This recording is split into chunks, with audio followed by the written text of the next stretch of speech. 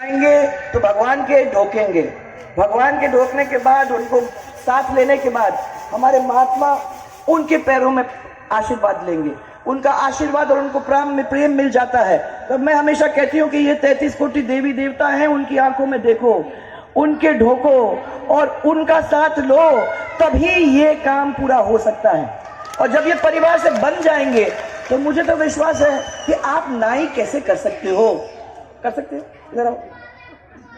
हे राम, नाई कर सकता है कोई?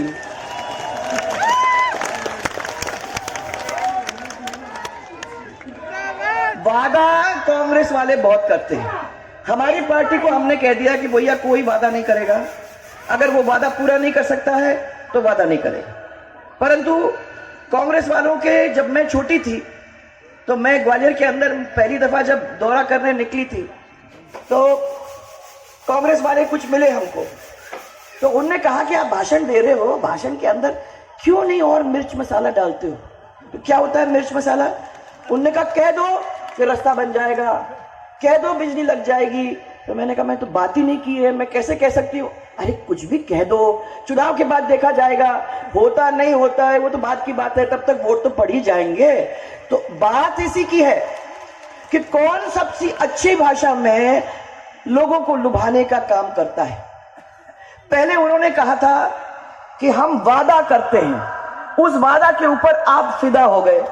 वो आपके बीच में आए, आपने वादा किया कि चिंता मत करो, ये 10 दिन के अंदर हम तुम्हारे को पूरे कर्जे माफ करके छोड़ देंगे। इन्होंने क्या कर दिया है? मैंने क्या कर दिया? मैंने उनको सबको बताया। मैंने 27 लाख लोगों को, किसानों को पूरे राजस्थान के अंदर उनके कर्जों को माफ करा के, और इस क्षेत्र के अंदर 27,000 किसानों के कर्जे को माफ करके सर्टिफिकेट दे के उनको भेजा और उनको कहा कि ये तुम्हारे पास सर्टिफिकेट है तो तुम आगे भी काम कर सकते हो, लोनिंग भी हो जाएगा, तुम्हें कोई चिंता करने की जरूरत नहीं है। परंतु अब कोई तुमसे पैसे नहीं मांग सकता।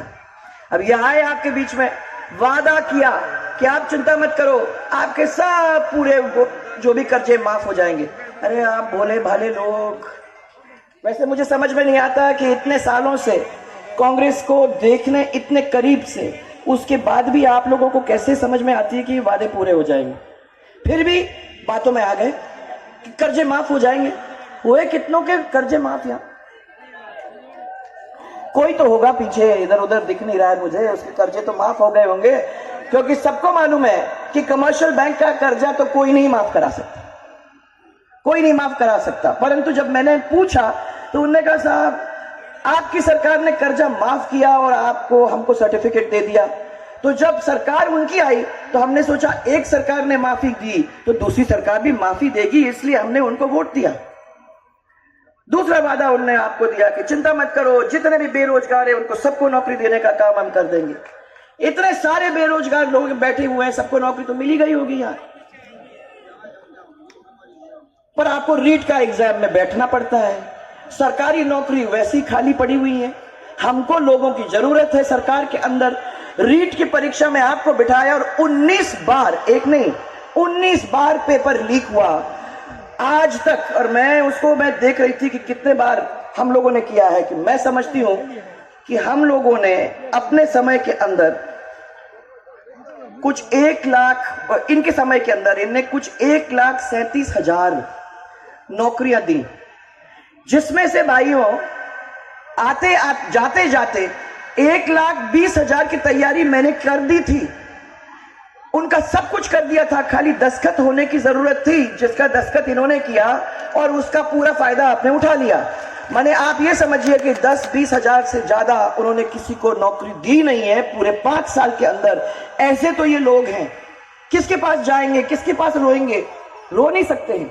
भ्रष्टाचार आज चरम सीमा पर पहुंच गया है। आप में से कोई भी जाएगा अफसर में, किसी अफसर के पास है, किसी दफ्तर में, तो आप छोटे छोटे कागज के लिए जाओगे, किसी का नामांतरण है, किसी को नकल लेना है, तो फ्री में मिलता है क्या? मिलता है क्या? नहीं मिलता। जबकि ये आपका राइट है, आपको मिलना चाहिए। आजकल हम लोगों ने कोशिश यही की है, जिसके बारे में क्या आपको बता रहा था, कि हमने कोशिश ये की है कि अब डिजिटल उसको कर दें। तो फिर आगे चल के आपको कुछ करने की जरूरत नहीं, डिजिटाइज आपको आपका कागज जो भी नामांतरण वगैरह का है वो आपको मिल जाएगा। मैं दूसरी बात आपसे पूछना चाहती हूँ, बेरोजगारी का भत्ता भी मिला होगा आप लोगों को किसी को? वादा तो किया था, मैं तो वही पढ़ रही थी, वादा, एक वादा, दो वादा, ऐसे करके 7-8 वादे हैं। एक वादा तो ये है कि हम हमारी महिलाओं को पूरी तरह से सुरक्षित रखेंगे। आपको कोई प्रॉब्लम तो नहीं है ना? आपकी लड़की जब बाहर जाती है, स्कूल जाती है, तो आपको डर तो नहीं लगता होगा? लगता है ना? ऐसा लगता है कि मेरी लड़की गई तो वापस आएगी कि नहीं आएगी, डर माने दिल धड़कता रहता है कि अब आती है। तो जब तक वो घर में वापस नहीं आती तब तक डर ही लगा रहता है। सबसे ज्यादा असुरक्षित अगर महिला के लिए कोई प्रदेश है तो वो है राजस्थान। वादा था कि हमारी महिलाओं को हम सुरक्षित रखने का काम हम करेंगे, पेट्रोल डीजल के दाम हम कम करेंगे, किया होगा, और बिजली 24 घंटे हम देंगे। भाई मेरे को तो अभी भी वो जनरेटर की आवाज ही आ रही है, जनरेटर पे वो जनरेटर की आवाज आ रही है। मैंने पूछा सब लोगों को, आपको 24 घंटे बिजली मिल रही है क्या? बोलते रात को आती ही नहीं है बिजली, कभी 2 घंटे, कभी 3 घंटे, और तोड़ के बहुत जगह में मैंने आप ऐसी आती है कि समझो आती ही नहीं है। दिन में तो आना का सवाल नहीं, कटती है।